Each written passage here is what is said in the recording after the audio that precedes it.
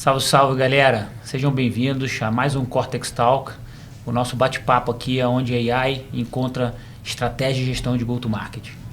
Hoje é um dia muito especial, acho que a gente tem aqui uma presença super ilustre, um amigo de longa data, mais do que um amigo mentor, acho que eu já perdi a conta ali de quantas vezes eu já fui visitá-lo na Salesforce para discutir um pouco sobre negócios, sobre máquina de vendas. Com certeza, muito do aprendizado e dos testes que a gente já fez aqui na Cortex são oriundos aqui desses papos. Então, tenho um super prazer de ter uma conversa aqui super alto nível com o Daniel Ho, VP Latam aqui de marketing da Salesforce. Daniel, xará, seja muito bem-vindo. Super obrigado, uma honra estar aqui, uma alegria. Obrigadão pelo convite, valeu, Dani. Pedrão, vamos lá. Espero que seja um papo bacana aí. Maravilha, maravilha.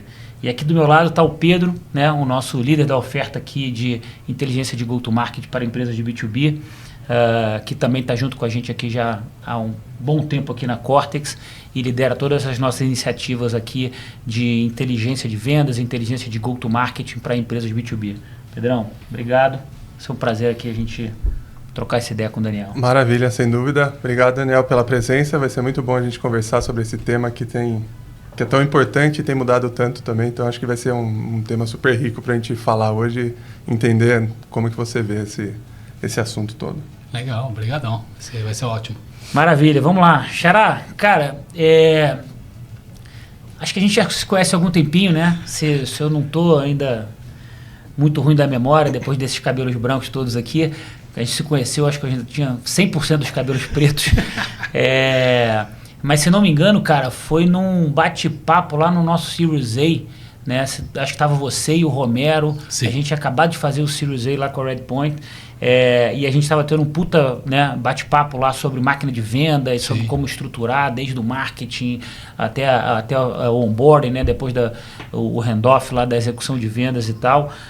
Com uma série de empreendedores naquele momento, e foi um papo super rico, né? E depois daquilo lá, acho que a gente se aproximou e eu tomei a liberdade de perturbar pelo menos umas 3, 4 vezes por ano para a gente trocar figurinha. Então, mais uma vez, obrigado por esse apoio na jornada como um todo, né? Além de mentor Endeavor também, né? Então, via Endeavor também, você já ajudou muita gente. Sim. Mas, cara, olhando para trás, né? Esses quase 10 anos aí, quando a gente começou nessa jornada de máquina de vendas, de máquina de receita, até agora, e você, né, dentro, né, pilotando aí, né, uma das principais máquinas de receitas aí do mundo SaaS, que é da Salesforce, como é que você enxerga essa transição, né? Como é que você enxerga que foi essa evolução e essa mudança desses quase 10 anos até aqui? Legal. Bom, mais uma vez super feliz de estar aqui, brigadão pelo convite, parabéns por tudo que vocês estão construindo, muito, muito legal aí. E realmente, a gente teve um papo legal lá naquela época. O Romero, Redpoint, Buscapé, enfim, amigo de faculdade, inclusive. E ele me chamou para aquela conversa para compartilhar um pouco dos aprendizados da Salesforce e aprendizados pessoais meus, né? Eu já fui vendedor, sei como é que é botar a cabeça no travesseiro e ter uma meta de vendas para entregar. Estou em marketing há um tempão, então realmente Salesforce foi uma escola muito legal, né? De vendas, marketing no modelo B2B, Software as a Service. Eu acho assim, algumas coisas não mudam, né? O que não muda nesse período aí, desde que a gente se falou lá pela primeira vez? A gente tem uma tese muito forte de vendas como ciência, né? De uma abordagem científica para vendas, de vendas como disciplina. E até incrível, né? Porque vendas é a única coisa que você não estuda na faculdade, né? A coisa mais importante para qualquer empresa. Você estuda o que você quiser, né? Você estuda finanças, marketing, qualquer disciplina de negócio que você estuda, não tem vendas, né? Você pode fazer a faculdade que você quiser, que você não vai estudar vendas. Então, acho que um dos grandes pontos é esse, né? Como que as empresas podem montar uma cultura de vendas, montar uma cultura de desempenho, de performance, e ter uma abordagem mais científica para vendas, né? O que é essa abordagem científica? Então, é você entender quantos territórios eu preciso, como que eu dimensiono meu time de vendas, quantos leads eu preciso para sair do outro lado. Então, acho que isso é algo que o mercado amadureceu muito, entendeu muito, né? E continua sendo importante e sempre será, né? Essa parte de você tratar vendas como uma disciplina e ter uma cultura, né? Uma cultura de vendas, uma cultura de performance. Mas a gente aprendeu muito de lá para cá, né? Teve uma pandemia, a gente teve que ser criativo nas formas de chegar ao cliente. Então, assim, eu vejo muita coisa mudando nessa parte de automação, né? A gente vai falar um pouquinho mais adiante aí sobre inteligência artificial, mas vai ter impacto em qualquer função de negócio, já está tendo. Então, realmente vai mudar muito, acho que a forma como a gente encontra clientes e como a gente é encontrado, né? E repensar também qual que é o papel do profissional de vendas, né? Cada vez mais ser um papel consultivo, um papel de entender o problema, de levar soluções. Então, enfim, estou animado para essa conversa porque acho que a gente vai poder tocar um pouquinho tudo isso daí. Mas eu acho que a ideia central de você ter uma abordagem estruturada e metodológica para venda sempre vai permanecer. Legal, muito, muito bom.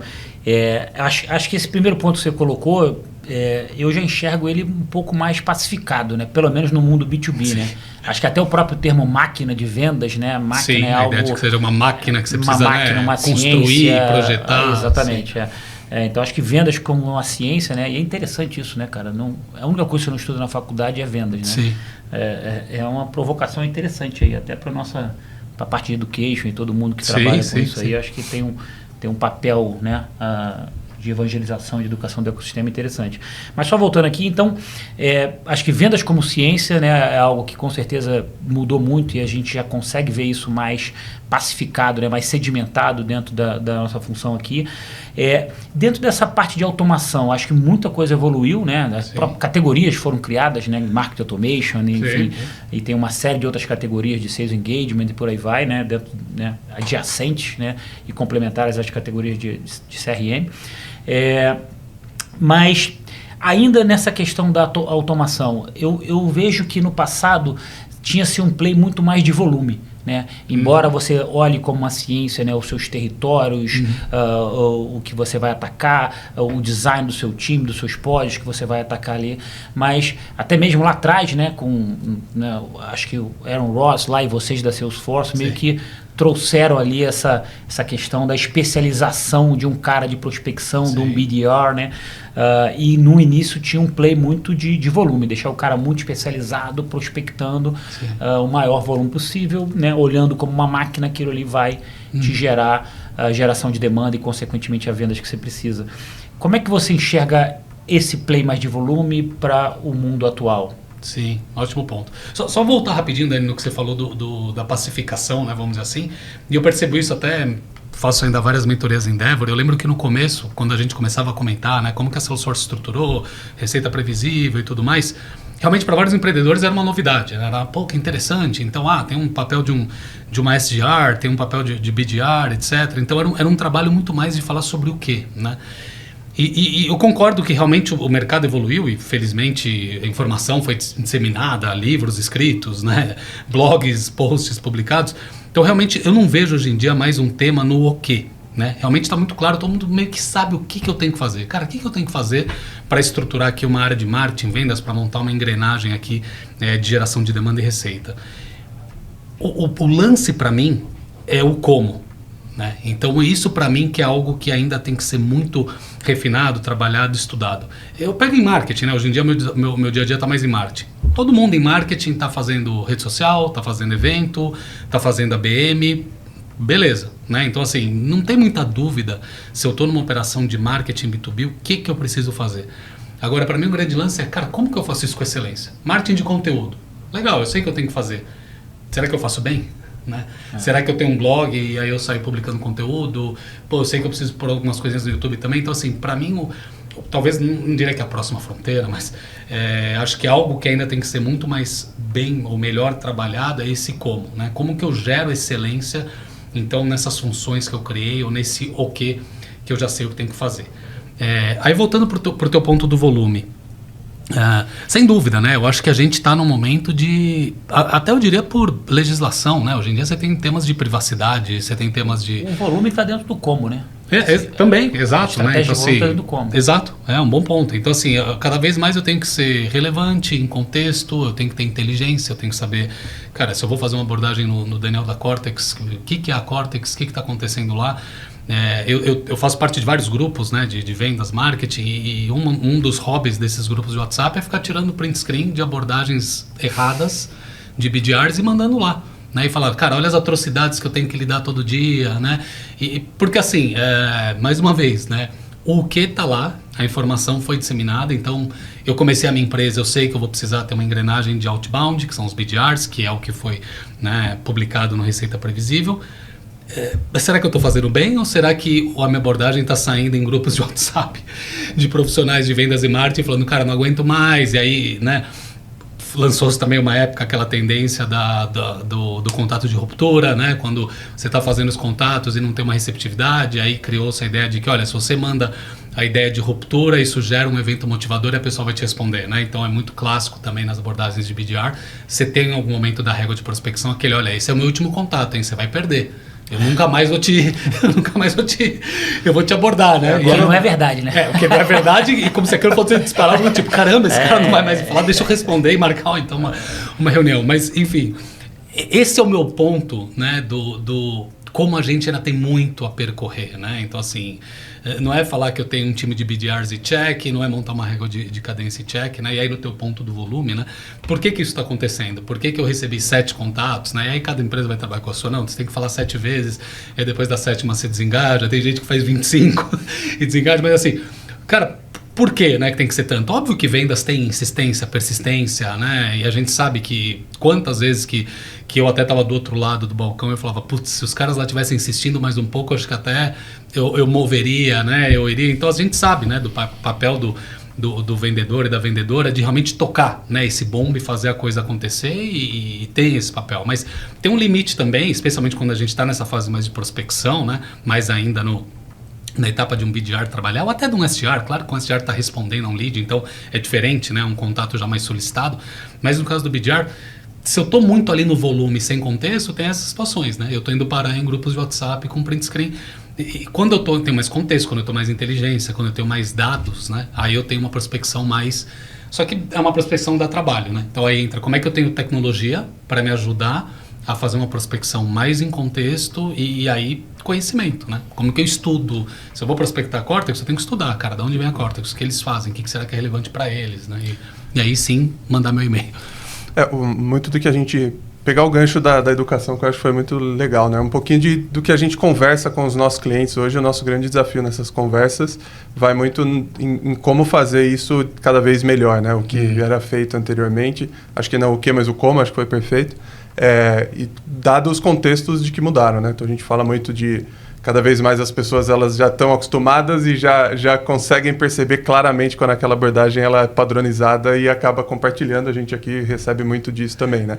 Então um dos nossos pilares aqui na educação ela vem muito forte, né?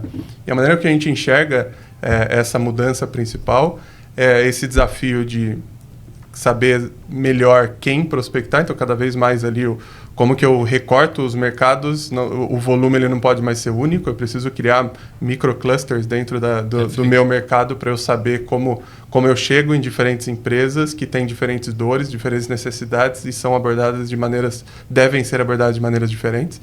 Dentro daquela empresa, quem que são as pessoas que realmente têm aquela dor e como que eu abordo as pessoas de maneira diferente também, porque eu vendo para uma empresa, mas no final das contas eu estou vendendo para uma pessoa e cada papel dentro da empresa tem dores e demandas diferentes. Sim. E aí sim, como que eu personalizo isso para que seja interessante, não seja aquela abordagem pasteurizada que a gente fala aqui, né? Acho que é um pouquinho do tema que ronda quase todas as reuniões de clientes internas aqui do ponto de vista de educação, né?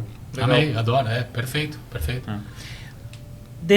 Uma pergunta para vocês dois aqui, que estão no front aí, né, desse tema. Vocês acham que a gente ainda continua, embora todo mundo fale que maravilha, a gente tem que sair do play de volume para esse play de eficiência, né, de especialização, de personalização em alta escala, etc e tal, mas vocês acham que na prática a grande maioria ainda está operando num play de volume, ou você acha que de fato o mercado já está se movimentando para esse novo como? Putz, cara, eu não teria agora um estudo para dizer, talvez para responder de forma sistêmica ali. Eu acho que a gente está tentando evoluir, né? Então, assim, o mercado está amadurecendo. Eu falei da questão de privacidade. Na própria Salesforce, vira e mexe, a gente faz algumas abordagens e a gente recebe retornos do tipo, desculpa, mas por que você está entrando em contato comigo? Não me lembro de ter. Então, assim, nós temos cada vez mais essa preocupação, né, de garantir que, cara, essa minha conversa está em contexto. Acho que isso para a gente é muito forte, esse tema do contexto. Eu acho que O segredo da personalização em escala certamente vai passar pela tecnologia, né? Não tem jeito. Então, serviços como Cortex, por exemplo, que vão me ajudar a ter fontes de dados confiáveis para eu trabalhar, conectado com CRM. Então, sem dúvida, vai passar por isso daí. E é o santo grau, né? A gente está aqui mais numa conversa B2B, mas o que as empresas que são B2C, que têm 100 milhões de clientes nas suas bases, tentam fazer? Né? Cara, se eu tenho 100 milhões... Como que eu vou ser personalizado para 100 milhões? É impossível, a não ser com tecnologia, a não ser que eu tenha modelos preditivos, e agora os generativos, e aí a terceira fase, os agênticos, para eu conseguir conversar de forma personalizada. Então, eu acho que o Pedro falou algo muito bacana, né? A gente é B2B, a gente está vendendo para uma empresa, mas é óbvio que é uma pessoa ali, né? E quais são as expectativas dessa pessoa? A expectativa dela é que ela vai ter a experiência que todo mundo já sabe que é possível ter. Né? Eu sei que é possível você me conhecer, eu sei que é possível você ter do teu lado tecnologia e inteligência para me abordar de uma forma muito mais efetiva e que eu perceba valor, né? No fundo é isso, qual que é o valor para mim, né? Por que eu quero ter essa conversa? Então, mas acho que é uma evolução, acho que temos muito que aprender. E eu acho que o Brasil lidera, uma coisa que é legal, nessa semana inclusive a gente está tendo o nosso evento para profissionais de marketing lá em Chicago. E é incrível, a presença das empresas brasileiras é totalmente desproporcional, né? Assim como vários eventos que tem lá fora. NRF, mas atendendo ou com cases e com projetos? Com cases, a gente tem várias empresas brasileiras apresentando, porque o Brasil, acho que a gente tem... Bom, não é segredo para ninguém que o Brasil é um dos maiores mercados do mundo, por exemplo, para Meta, né? Porque a gente faz muita publicidade em redes sociais, então nós somos um mercado maduro do ponto de vista de marketing, de vendas. E a gente está lá nesse evento conversando e as empresas brasileiras estão liderando conversas do tipo, cara, como que eu levo personalização, como que eu levo criatividade, como que eu estou usando tecnologia. E a gente aqui é muito forte também nos canais, né? Então, assim, canal de WhatsApp, né? Desnecessário dizer. E outros, né? Próprio SMS, né? Mensagem de texto também, né? Às vezes não da melhor forma, né? Mas a gente recebe, né? Várias, é só olhar ali a sua mensagem de SMS. Então, assim, eu acho que no Brasil a gente tem um potencial muito legal para liderar grande parte dessa conversa ali. De fato, a gente conversando com os clientes, em alguns momentos a gente se surpreende um pouquinho com essas estratégias diferentes, o quanto são coisas criadas aqui, né? Claro que a gente sempre olha playbooks, modelos, se inspira muito nos Estados Unidos, mas nós temos uma capacidade criativa incrível, né? E aí, para responder um pouquinho da visão aqui, de estar muito com clientes também, eu vejo de duas formas.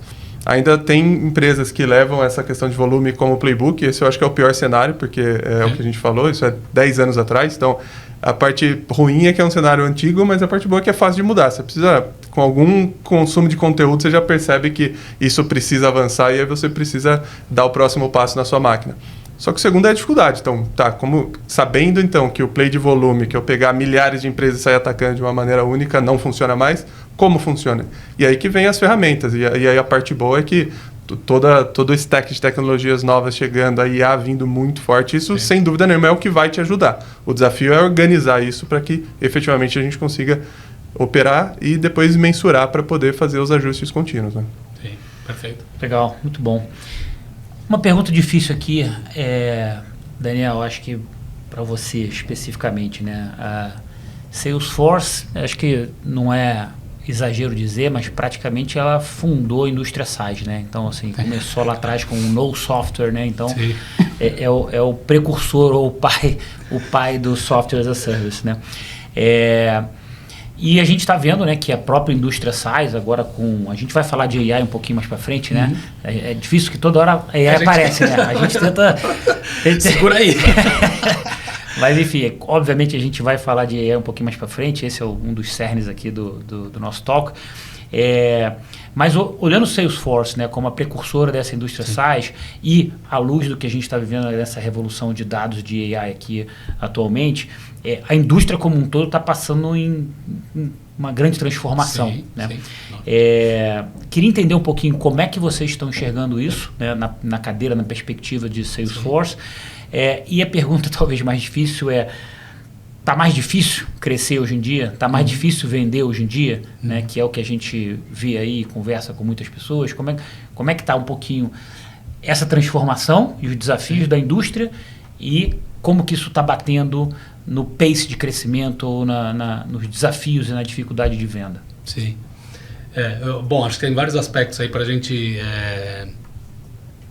fazer um unboxing aqui, talvez, Dani, e não dá muito para não falar de IA, né? Porque Eu acho incrível, eu acho que vocês também viveram várias ondas aí, né? E a indústria de tecnologia, eu acho que ela é incrível porque ela vem nessas ondas, né? Computação, depois internet, mobilidade, nuvem, software as a service, e a gente está na ruptura de inteligência artificial. Então, eu acho assim, que a Salesforce teve aprendizados incríveis, né? O modelo software as a service com o modelo de assinatura. Eu lembro que quando eu entrei na Salesforce, era algo que o mercado nem entendia direito. O mercado tinha muita dificuldade de entender o modelo de assinatura.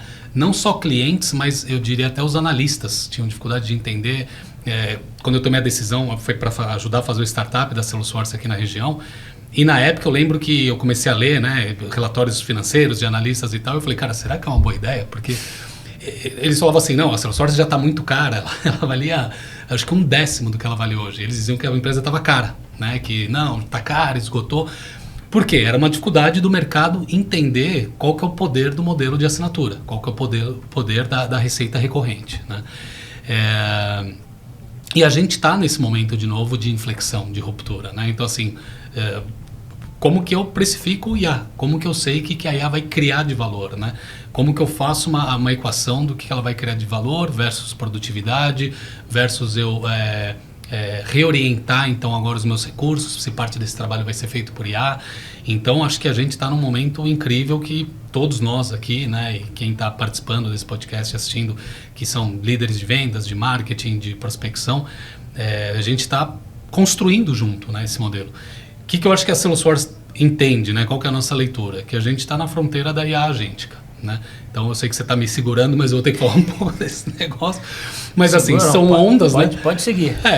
Enfim, a gente viveu a onda da IA preditiva, que todos nós aqui já fomos fazer alguma compra na Amazon ou em algum outro e-commerce, aí você foi comprar uma caneta e ela falou, quem compra essa caneta também compra essa caneca legal da Cortex, isso é um modelo preditivo, né?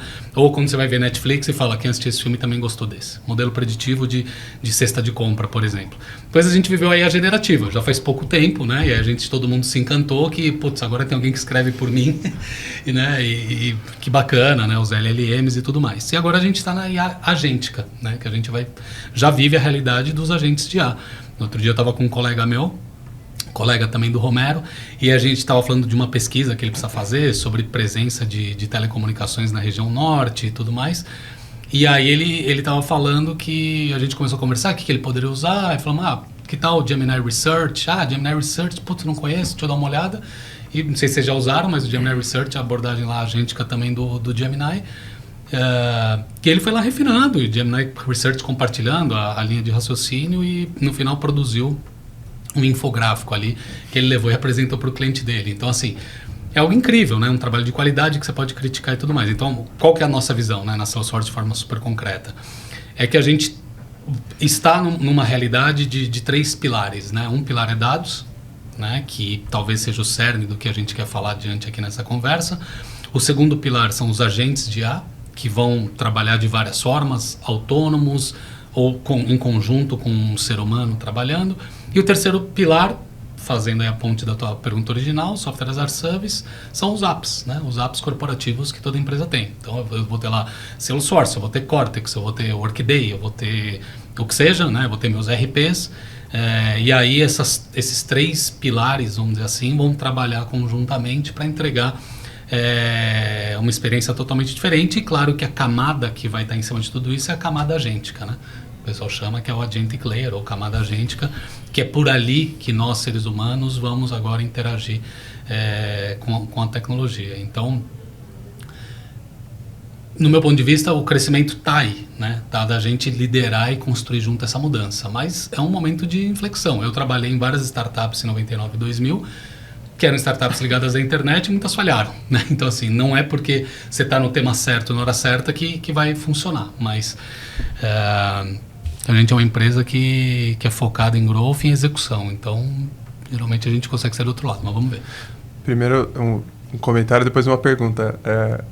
É assustador ouvir falar já que a AI generativa já ficou para trás, né? Isso a gente está falando de alguns 24 meses passados e já não é a onda do momento, né? E aí, agora a pergunta, como que hoje a estrutura de de prospecção da Salesforce. Acho que vai ser muito legal ouvir, te ouvir e compartilhar um pouquinho, porque claro que a gente vê a Salesforce como referência em tudo que faz. E aí, sem dúvida, compartilhar um pouquinho dessas estruturas acho que vai ser muito rico para quem está ouvindo. Legal. Acho que a última pergunta, até para a gente dar algumas dicas práticas aí e tudo. Eu diria assim, curiosamente, no momento não mudou tanto, né? Então, a gente continua com uma estrutura baseada... Temos uma boa máquina inbound, eu diria, marketing e SDRs trabalhando conjuntamente ali. Depois eu vou comentar um pouquinho o que já está mudando nessa estrutura com o IA, mas eu diria que em linhas gerais ela permanece muito parecida.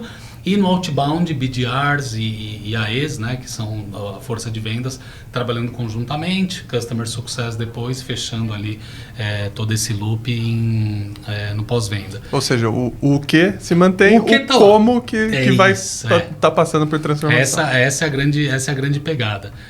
Por exemplo, algumas coisas do como que a gente já tem mudado. Uma coisa clara e aqui acho que para relacionar com quem está acompanhando aqui o podcast, a maior parte das empresas hoje faz o quê? Você tem um topo de funil, né? Vamos pensar em inbound primeiro, máquina de inbound.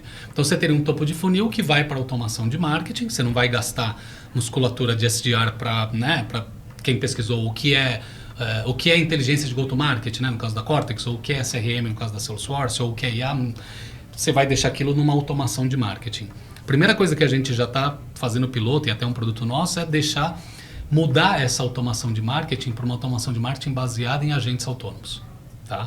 Então é como se eu ampliasse, né, a minha força de SDRs, mas aí agora eu amplio ela para o topo de funil, só que no topo de funil quem faz isso são agentes autônomos de SDRs. Com muito mais eficiência. Com mais eficiência, com personalização, de uma forma mais interessante do que jornadas estáticas. Eu digo estáticas, tá bom, essa jornada pode ser dinâmica de e-mail, mas assim, a gente sabe, né, que no fundo você tem jornadas de e-mail, geralmente e-mail, mas pode ser também WhatsApp e SMS criadas, e aí você vai fazendo uma automação tentando o quê? Gerar novas interações com aquele lead topo de funil, para aí sim esperar uma levantada de mão ou uma core offer e mandar para SDR. Então esse eu imagino, né, quem está acompanhando a gente aqui, que é mais ou menos o que todo mundo faz. O que a gente enxerga? Essa automação, entre aspas, sai e entra um agente autônomo de IA que faz essa interação de uma forma, aí vem, personalizada, né? E o que a gente quer, né? Acho que aí talvez seja a grande visão.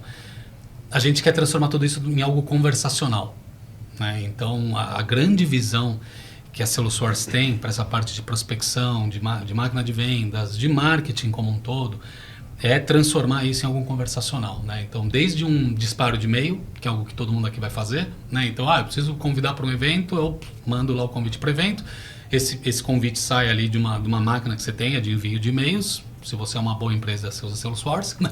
Mas enfim, saiu de uma boa máquina de envio de e-mails, mas esse e-mail sai como? Ele é um e-mail que sai ali, do not reply, né? Então, não é uma conversa, sou eu te interrompendo, mandando uma comunicação minha e... eu trabalhei com inteligência e tudo para que seja algo relevante, espero, para você, e que você clique ali em inscrever-se ou baixar o e-book ou ler, ou sei lá. O que a gente quer é que isso seja uma conversa. Então esse e-mail bate para você, mas você pode interagir com esse e-mail e conversar, né? Então tipo assim, estou interessado, mas o e-mail aqui não é claro, qual que é a agenda desse evento? Aí você tem um agente de IA respondendo isso daí para você. Não, então a agenda do evento é essa daqui, eu acho que para você seria interessante por causa de ABC e tal. Então isso é só um exemplo, né? Mas pode ser no e-mail, pode ser obviamente numa mensagem de WhatsApp, pode ser uma publicidade, né? Então eu fiz uma publicidade digital, você interagiu com ela e aí aquilo vira uma conversa. Então, de forma mais visionária, vamos dizer assim, a ideia é que seja algo conversacional. E aí, para a parte de BDR e vendas, aí a gente já tem várias coisas funcionando. Então, por exemplo, hoje em dia, se você abre o Slack, né, na instância da Salesforce, se eu abro o meu Slack, uma das coisas que eu tenho na minha barra do Slack é agentes. Tá? E aí eu clico lá e ele já me lista quais agentes estão disponíveis para mim, para o meu perfil. Então, Daniel, quando eu clico lá, eu tenho o Sales Agent, que é um agente de vendas, que me ajuda a coletar informações, a tirar dúvidas sobre pricing, a entender como é que está a jornada dos meus prospects e oportunidades. Eu tenho um agente de RH, vamos dizer assim, então se eu quero promover o Daniel, né? O Daniel não dá mais para promover porque ele é o dono, eu quero promover o Pedrão, né? Então eu vou nesse meu agente de RH e já falo, eu gostaria de iniciar um processo de promoção do Pedro. E aí esse agente já está conectado com todos os apps, ele vai falar assim, encontrei aqui este Pedro, é esse que você quer promover? Então ele conectou onde? Ele conectou no Workday, ou no sistema de RH que você use, entendeu quem que é o Pedro e me trouxe. Aí eu vou falar assim, esse é o Pedro. Aí ele vai conectar numa outra fonte de dados, que são as políticas de promoção da empresa, e vai me trazer. Olha, o Pedro, rapaz, o Pedro já é um C-level aqui. Você quer ele promover para quê? Eu só consigo promover ele agora para o lugar do Daniel. É isso que você quer fazer? Né? E aí eu vou dizer, sim, eu quero promover o Pedro para o lugar do Daniel. E aí o agente vai interagindo comigo e me orientando. Né? Então, olha, então agora você precisa preparar uma justificativa, clica aqui para pegar o modelo de justificativa. O nosso ciclo de promoção aqui na Cortex é semestral, então você tem que esperar a janela do 1 de agosto e por aí vai. Então, isso é algo concreto. Né? Então, falando de estrutura organizacional, no como, né? Ela não mudou, então está lá a figura do vendedor, está lá a figura do BDR, só que eles estão agora empoderados por agentes de IA. Né? E aí, vou exagerar aqui agora um pouco, mas assim, praticamente cada dia que eu entro lá tem um agente novo. Né? Então tem o agente de vendas, tem o agente de enablement agora, isso é algo que a gente falou aqui de educação, né? Desculpa ter usado um termo meu nada bem, né? Educação, treinamento. Então a gente acredita muito em agentes de IA como um coach de vendas. Então eu estou ali no meu fluxo de vendas, eu estou tentando fazer uma prospecção, estou trabalhando o Pedro, eu quero vender para o Pedro na Cortex, cismei com isso daí. E aí eu tenho um coach de vendas, que é um agente autônomo, me ajudando nisso, entendendo as informações que estão no meu CRM e me dando coach. Falando, cara, o Pedro não responde nada do que você manda, não tem nenhuma interação, será que você acha que essa oportunidade você deveria estar com ela em forecast? Né? Então, me ajudando a conduzir uma venda ali. Então, acho que, enfim, são alguns exemplos aí. Não, super, super interessante, assim. Olhando esses dois exemplos de agente, né? A gente aqui, a gente vai... Aqui no Brasil a gente está ferrado. Vamos ter que aprender a conjugar o nosso, vai ser horrível. Aqui na Cortex a gente tem diversos agentes também, inclusive no Slack, né? Que ajudam... Isso é sensacional. Né, são agentes que estão ali, de alguma forma, assistindo né, o nosso time. Seja na ponta de enablement, o exemplo que você deu é praticamente ele pega uma parte da função do HRBP, né, exato. Do business partner de RH, né, de people que estaria ajudando você nessa questão da promoção. Aqui também a gente tem uma série de agentes que ajudam, né, em algumas esteiras de sales engineering para entender melhor o tipo de dado que a gente tem, para entender quais propostas já foram colocadas, enfim, também são agentes que assistem, né, o nosso time de venda. Mas a primeira categoria que você colocou, Xará, ela já são agentes que tem como objetivo entregar um outcome, né? Sim. Porque ele já quer te entregar, ele não está assistindo um humano no processo. Não, ele está autônomo trabalhando. Ele já está autônomo, já está entregando o resultado lá na ponta. É isso. Aonde mais, assim, eu acho que esses agentes, né? Eu não sei se existe esse termo, né, mas assistivos, ou que dão assistência, né, a gente já começa a ver com uma frequência muito maior. O que eu vejo ainda que o desafio, né, cada vez mais é a utilização e principalmente a orquestração de vários agentes que trabalham com o outcome. Deixa eles se brigando ali entre eles. Exatamente. Sim. E dentro de uma máquina de vendas, você tem visto alguns outros em outros estágios da máquina, Sim. ou eles ainda estão mais localizados ali no marketing, né, que pelo que eu entendi eles estão ali substituindo, né, estão quase que substituindo uma parte do marketing automation, né, que era o código de fluxos, e agora ele está entrando numa substituição, numa interface conversacional. Né? Essa é uma visão que eu particularmente tenho, e é uma visão da Salesforce também, da gente, o teu Martech vai ser um Martech de IaaS agênticos, sem dúvida nenhuma. Que eu acho que é ótimo para todo mundo, é ótimo para nós, empresas, como resultado, mas é ótimo também para as pessoas que estão interagindo com as nossas, né, marcas, de terem uma experiência melhor do que simplesmente fazer uma navegação e aí recebe um e-mail, e enfim, ter algo muito mais interessante ali e produtivo, e até de eu poder já informar a gente, falar, cara, eu não estou no momento, eu não estou interessado, tal, me esquece aí, por favor, por um pouco. Mas acho que você tocou numa parte muito legal, porque a visão realmente é essa. Qual que é o grande guarda-chuva? É um guarda-chuva de trabalho digital. Né? É isso que a gente enxerga. Né? Como que todos nós aqui vamos virar trabalhadores, né, digitais. E uma forma é ser humano mais IA. Essa é uma forma que o que se chama dos agentes de assistência, né, ou dos seres humanos assistidos por agentes. E a primeira forma são os agentes autônomos, né? Totalmente autônomos fazendo atividades. Então, exemplos concretos essa do agente de SDR que faz o topo de funil. A gente tem outras que a gente já está testando, que é a criação de campanhas.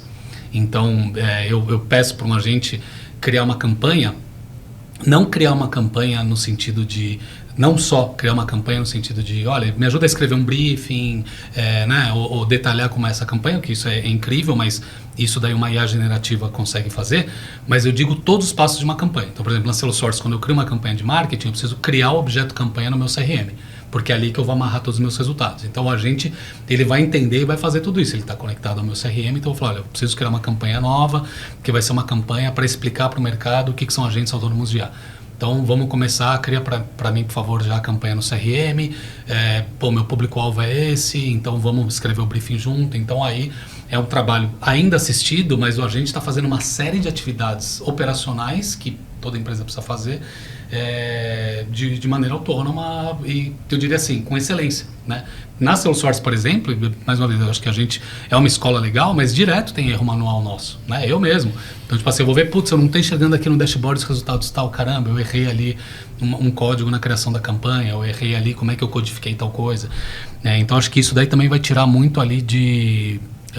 não só produtividade, mas dar uma excelência maior, né, no trabalho. Legal.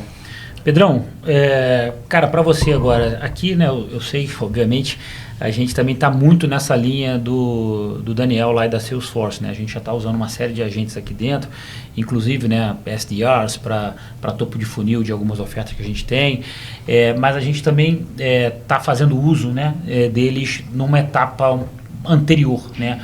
Quase que de planejamento de go-to-marketing, né? E de desenho dos territórios e tal.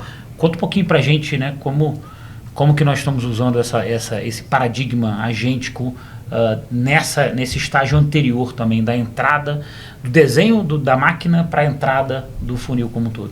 Maravilha. Eu vejo muito os agentes entrando como processos manuais que de fato vão passar a fazer parte, vão tomar conta das ações que hoje os nossos times precisam fazer repetidamente, né? E cada vez mais as soluções elas vão ficar invisíveis, né? Uhum. E aqui a gente enxerga dessa mesma forma. Um dos gargalos que a gente vê no processo de go-to-market, que começa ali na estratégia, onde estão meus mercados, a definição dos ICPs e tal, isso é bem coberto pelas modelagens e pelos modelos preditivos, né? Então, como é que eu crio os scores e tudo mais. E a gente via cada vez mais o próximo passo, que é, uma vez que eu entendi quem são as minhas empresas, eu recortei elas dado as propensões, eu tenho agora 10 mercados para trabalhar de diferentes categorias. Como que eu operacionalizo tudo isso? E aí a gente enxergava isso sendo um desafio muito grande para as áreas de operações, para as áreas de geração de demanda se conectar. Então, a área de growth conectando a estratégia que foi criada e fazendo, de fato, a roda girar com eficiência. E aqui a gente começa, então, a olhar para esses agentes sendo fazendo aquele papel de monitorar a carteira dos BDRs, dos SDRs, entendendo o que chega do mercado e garantindo uma alimentação em real time, sempre o que a gente chama aqui, né? Sempre que tenha volume, que tenha carne o suficiente no prato de todo mundo. O que antes era um processo manual e difícil, claro que com as integrações ele ajudava, mas não era vivo, não tinha alguém ali 24 horas por dia olhando, você... Já tirou 20 empresas do seu funil, eu preciso garantir que outras entrem.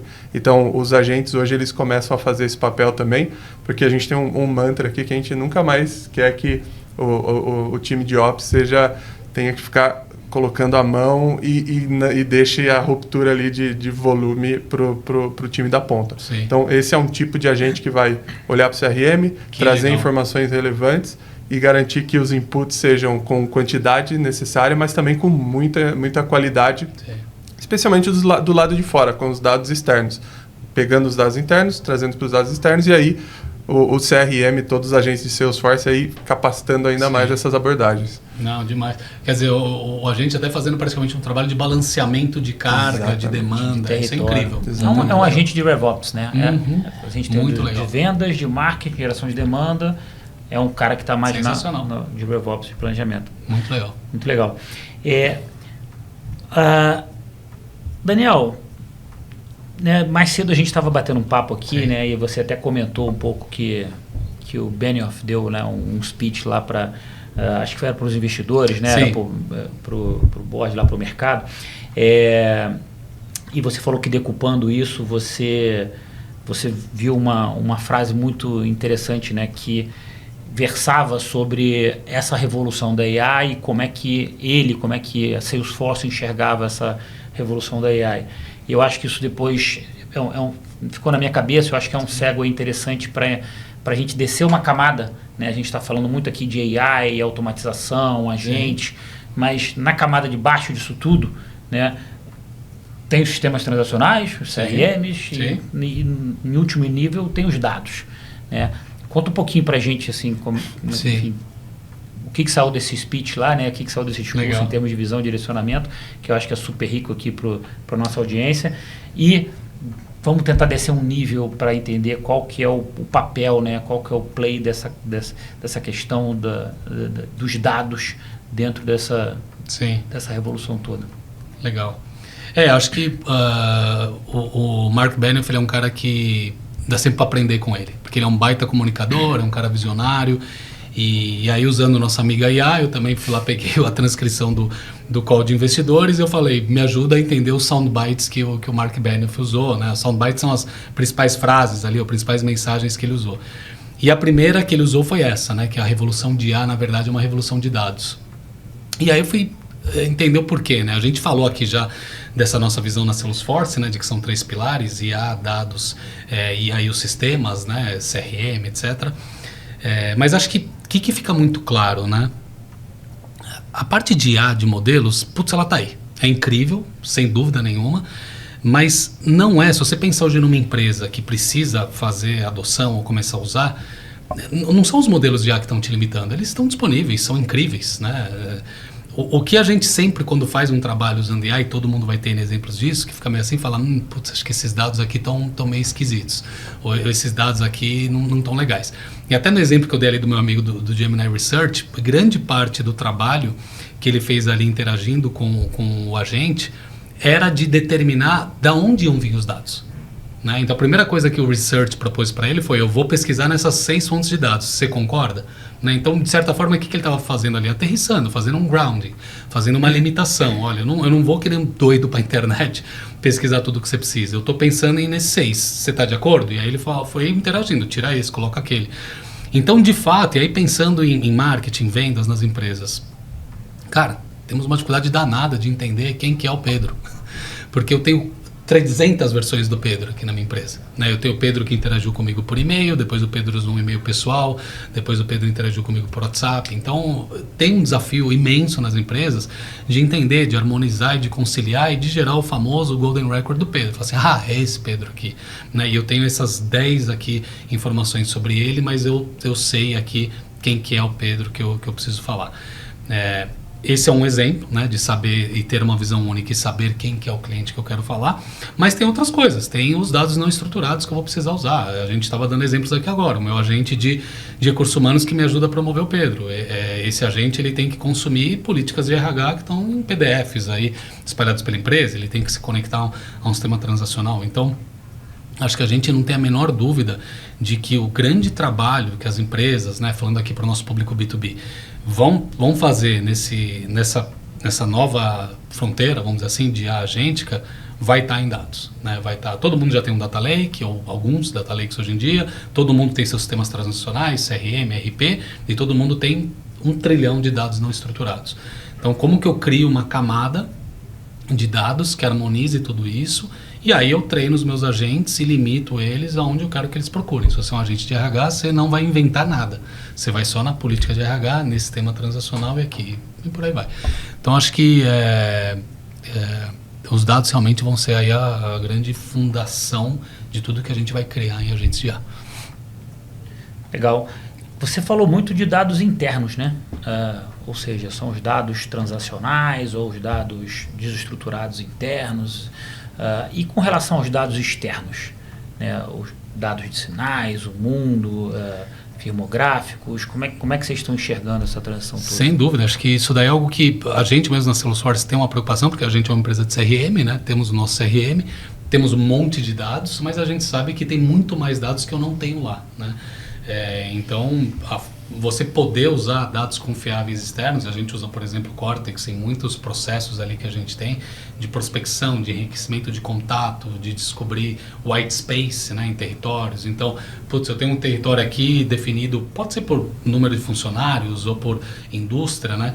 Que eu já tenho no CRM e que eu não tenho. Né, e como que eu acesso esses dados que eu não tenho e torno eles, acho que para nós uma grande coisa hoje em dia, como é que eu torno esses dados que eu não tenho acionáveis, né? Como que eu uso eles para efetivamente poder prospectar, poder converter. Então, sem dúvida nenhuma, acho que tem mais elemento nessa equação de criar essa estratégia de dados. Legal. Pedrão, como é que você está enxergando essa questão dos dados externos e do encaixe, né? Porque são dois mundos que cada vez mais eles... Na verdade é um mundo só, né? Mas você tem duas metades do mundo que elas sempre foram muito segmentadas, né? Sempre foi muito difícil, né, a gente conectar e estruturar isso de forma fluida e integrada.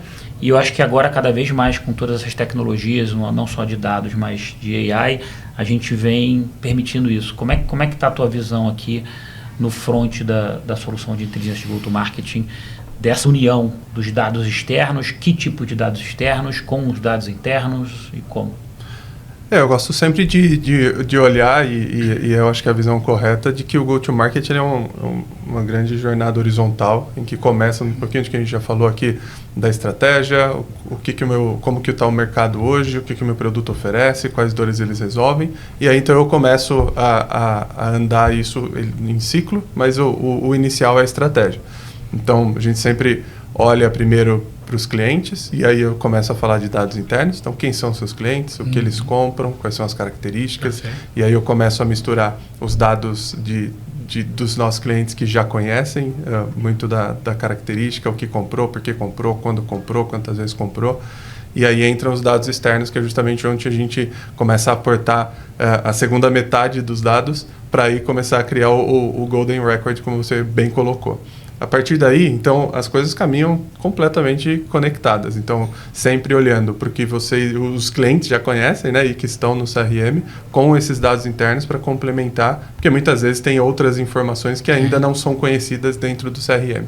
E aí eu começo, então, a entender a característica do cliente, quais são as características ali, as nuances que fizeram com que aquele cliente olhasse para o seu produto, para o seu serviço, e é esta característica que a gente chama aqui de variáveis firmográficas, né, ou tecnográficas, com as variáveis de aderência, né? Então, para a gente aqui, o que a gente percebe e a gente fala muito, o que torna para a gente um cliente um bom cliente? É uma empresa que vende para B2B, que tem a necessidade de prospecção de outras empresas e que, claro, que tem uma estrutura de vendas, né? Então, os nossos modelos, as primeiras vezes que nós rodamos... Que usa Salesforce.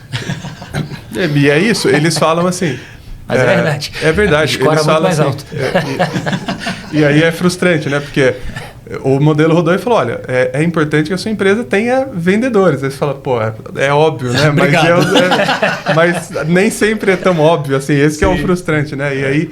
Se tiver mais que tantos vendedores, o score aumenta muito, porque começa a aumentar a complexidade de vender.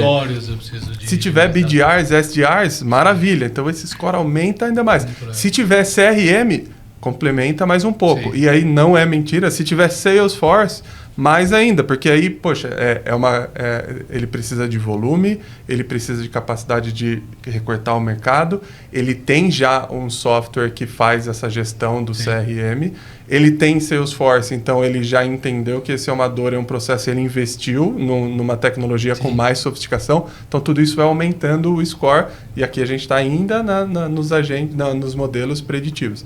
E aí segue para um pouquinho do que eu comentei anteriormente, então o que a gente quer é que essa conexão que eu entendi dos dados internos com os externos, e eu modelei, criei scores, e os dados do cliente, os dados externos, eles se conectam para compor o melhor score. Legal. Usa os agentes para distribuição, então o que a gente quer é que quando o BDR receba uma conta com o volume correto, ele saiba também, olha, essa conta ela deve ser prospectada por conta disso, ela está nesse segmento, trocaram empresas, trocaram pessoas, ela cresceu, ela está contratando, ela contratou uma tecnologia nova, então dados acionáveis, olha, acabou de contratar a Salesforce.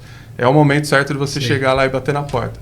Então, toda essa junção, para mim, é completamente conectado. Tudo muito que o legal. CRM conhece... Uma visão integrada como ali de os dados, como os dados se conectam. E aí, até já agora fazendo uma pergunta também, tudo isso gera uma capacidade de você revisitar esse processo com uma frequência muito maior, que é o que a gente fala aqui também, da necessidade Sim. do GTM, né? Do planejamento Sim. ele ser constante. Sim. E aí volta um pouquinho do...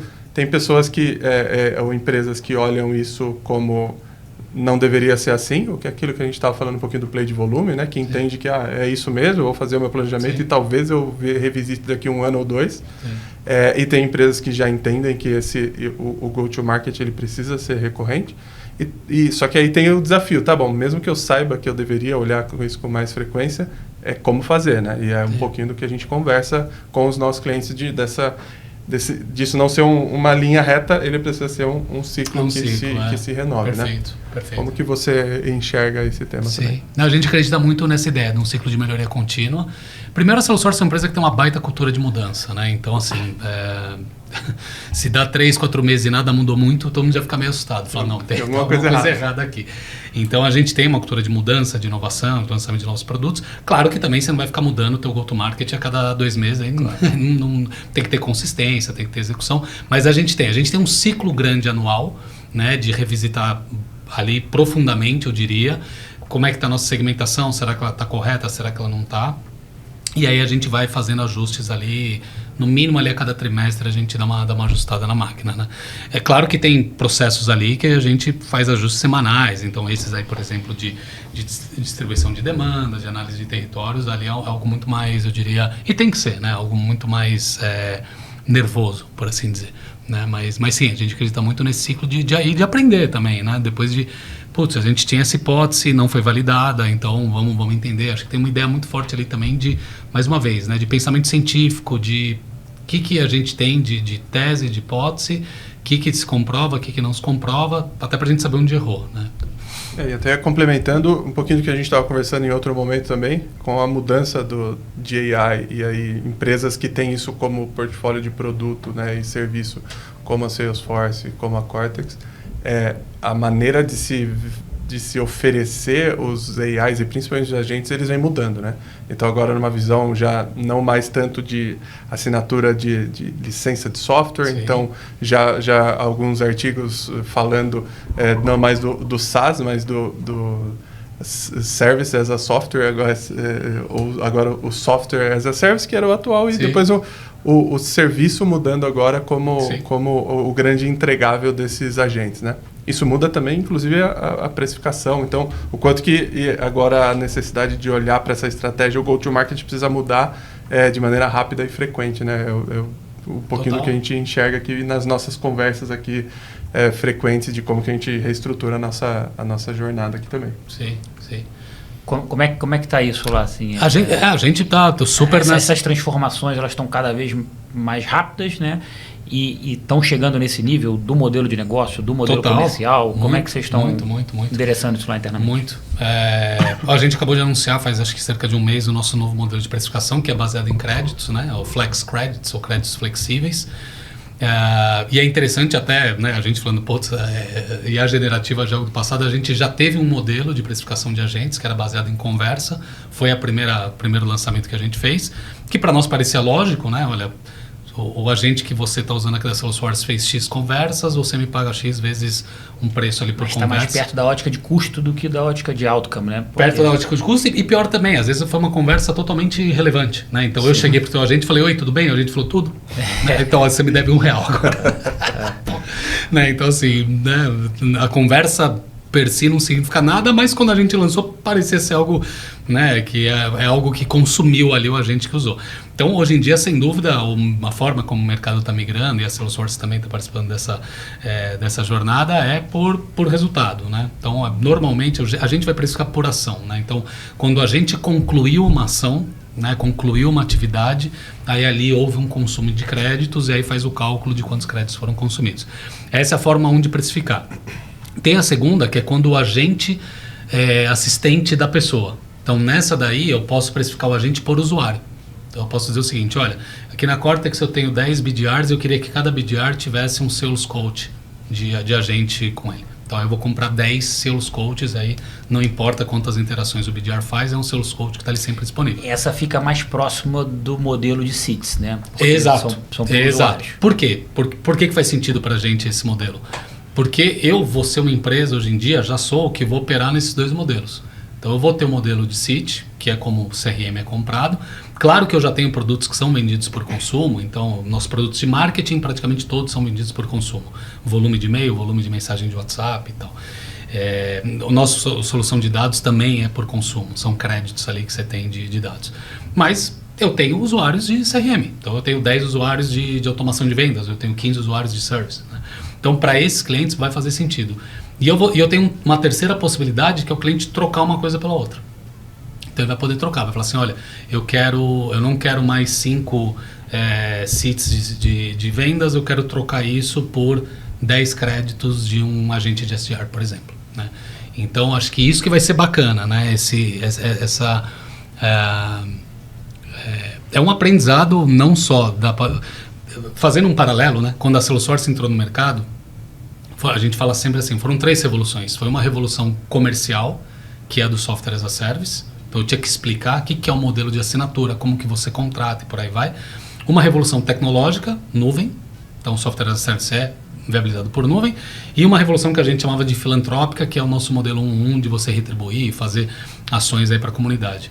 E aí a gente conversa e fala assim, cara, a gente tem que fazer de novo essa mesma revolução. É uma revolução tecnológica, agentes autônomos de IA, e vai ser uma revolução comercial, no modelo de negócios de créditos. Só que no nosso caso, créditos que podem ser trocados também por usuários, por seats, né? Então a gente vai operar nesses dois mundos. Agora, na minha cabeça, assim, olhando você, escutando você falar, Xará, eu fico com a sensação que essa revolução de agora para vocês, não só para vocês, eu acho que grande parte da nossa audiência aqui também, né, são pessoas que trabalham nessa indústria SaaS, B2B e tal, eu acho que ela tem um desafio adicional, né, porque na revolução, a primeira que vocês fizeram, na dimensão na esfera comercial, na revolução comercial dessa primeira onda, você não estava no on-premise, né? Uhum.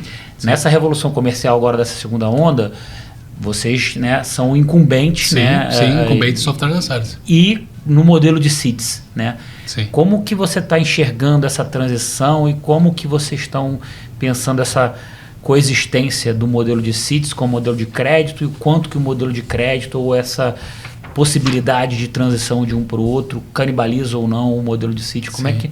Porque agora vocês têm que fazer essa revolução, mas... Sim. De alguma forma, vocês são os caras que têm o modelo antigo. Sim. É isso mesmo. Acho que, para mim, eu acho incrível, né? Mais uma vez, eu acho que nós que estamos trabalhando no mercado de tecnologia nesse momento, e eu já estou mais velho, então eu trabalhei também no da internet, e eu acho sensacional. Eu acho, cara, o que tá moldando o futuro hoje em dia, né? É a inteligência artificial, né? Sem falar muito de religião, mas o Papa escolheu o nome dele por causa da revolução de inteligência artificial. Eu nem sabia, né? Mas aí eu estava conversando com um colega e ele falou, não, é porque o Leão XIII foi na época da Revolução Industrial, né? E aí agora ele escolheu esse nome para fazer uma ponte de que a gente está vivendo uma nova Revolução Industrial e tal. Então eu falei assim, cara, é algo incrível, é algo que atingiu qualquer setor e segmento da sociedade. Então, primeiro, eu acho sensacional, acho legal do ponto de vista da Salesforce. Cara, é uma empresa que nesse aspecto é uma empresa que, mais uma vez, ama mudança, que tem essa cultura de mudança. Então, a gente trabalha ali falando, cara, vai ser difícil, mas vai ser sensacional, hein? Olha que legal, olha que oportunidade de aprendizado. Para nós é uma ampla oportunidade de aprendizado, junto com os clientes, né? Eu acho que nosso grande norte sempre foi estar perto do cliente, é isso que a gente está fazendo agora. Então, estar junto do cliente, como eu falei, a gente começou com o modelo de preço errado. O cliente falava, cara, eu não quero ficar pagando para alguém que falou e tudo bem. Ele falou, realmente, fizemos M, né? Precisamos revisar, precisamos mudar. Mas não é fácil. Eu digo assim, acho que falando também para o nosso público de vendas e tudo mais, a gente também vai ter uma revolução interna ali de cultura de vendas, né? De eu ir para uma cultura de vendas, de modelo de consumo. E eu diria até o seguinte, muito do que a gente está fazendo é resgatar o nosso DNA lá de trás do modelo de assinatura. Porque se você pensar no modelo de assinatura, depois de um ano acabou a assinatura. Então, no modelo on-premise, o cara comprou uma licença perpétua. Então, eu já fiz meu trabalho. Tá aqui, eu vendi um CRM para Cortex. Bora. Quando você assinou o meu CRM, eu tenho que voltar lá depois de um ano e falar, cara, então, vamos renovar? Tá te dando resultado? Por isso que a Salesforce ajudou a inventar o conceito de Customer Success, o papel do CSM. Então, em muitos aspectos, a gente vai ter que resgatar muito do nosso playbook original, né? De falar, olha, como é que... Isso aqui não é um negócio... Você coloca um agente numa empresa, é só o começo da jornada. A jornada começou ali. Eu tenho que fazer esse agente desempenhar, eu tenho que fazer que esse agente gere muito mais interações. E outra, isso aqui é inteligência artificial. Cara, cada dia que você fala com a gente, ele te responde um negócio diferente. Certo? Não é determinístico. Então, assim, talvez ontem estava bom, hoje está horrível. O que aconteceu? Né? Será que a gente errou alguma fonte de dados? Será que mudou alguma coisa nos guardrails que a gente tinha colocado? Então, assim, é um mundo novo, é um admirável mundo novo que a gente vai viver junto. Agora, essa transformação, ela reduz os ciclos também, né? Porque você tinha um ciclo anual que o teu CS tinha que ir lá, tinha que renovar. Sim. Agora, no modelo de crédito, isso é um contínuo, né? É um contínuo. Não só o impacto na máquina, no desenho da máquina, mas nas metas, compensations e tal. Isso... Papéis, o mercado também está falando muito, né, dos FDS, né, Forward Deployed Engineers. Então, assim, toda essa ideia de você estar junto ali com o cliente trabalhando diariamente. É isso aí. No final, você quer que gere valor para o cliente e você quer que ele consuma esses créditos, mas ele só vai manter esse consumo se efetivamente estiver entregando valor, se não forem as respostas vazias que ele dá. Né? Esse é o desafio. Muito bom, Xará. Voou o tempo aqui, a gente já está caminhando para o final, infelizmente. A gente tem uma tradição aqui, né, de sempre pedir uma indicação de livro, né, para tentar pick your brain um pouquinho mais, né, ainda nesse finalzinho. Então, queria pedir para você indicar o livro aí e dizer por quê e deixar também você com as últimas palavras aí para fazer um encerramento e, se quiser, desenhar um pouquinho o que você enxerga de toda essa revolução para os próximos... Não vou nem falar 3 anos, que já acho que é uma eternidade. Vou falar 1, 2 anos, que já é tempo pra caramba. Vamos falar semana que vem, vai. Exatamente. Não, uma maravilha, Dani. Obrigado aí mais uma vez, você, o Pedro, bate-papo incrível aqui, todo o pessoal da Cortex. Então, eu sou um cara que adoro ler, leio muito, e quando vocês pediram uma indicação, eu mandei algumas, vocês escolheram a do Adam Grant, adorei. Por que eu gosto desse livro? O primeiro, o Adam Grant é um psicólogo, né? Então a gente está falando aqui desse mundo novo que a gente está, de IA agêntica, de ser humano apoiado por IA. Então ele é um cara que é um psicólogo, então existe uma preocupação dele de saúde mental. Eu acho que é algo super presente na nossa sociedade hoje em dia. Como é que a gente mantém a nossa saúde mental, como é que a gente opera e diminui talvez a ansiedade de tudo isso que a gente está vivendo. Então acho que só por aí já é um livro que vale a pena. Mas o que ele trata nesse livro que eu adoro?